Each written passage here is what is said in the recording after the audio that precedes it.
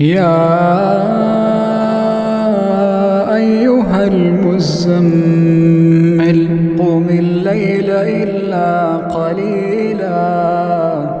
نصفه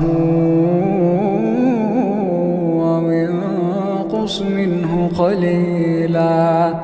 أو زد عليه ورتل القرآن ترتيلا إنا سنلقي عليك قولا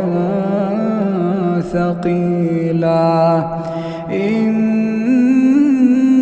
ناشئة الليل هي أشد وطئا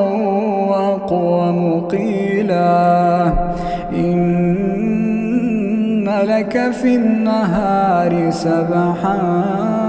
طويلا واذكر اسم ربك وتبتل إليه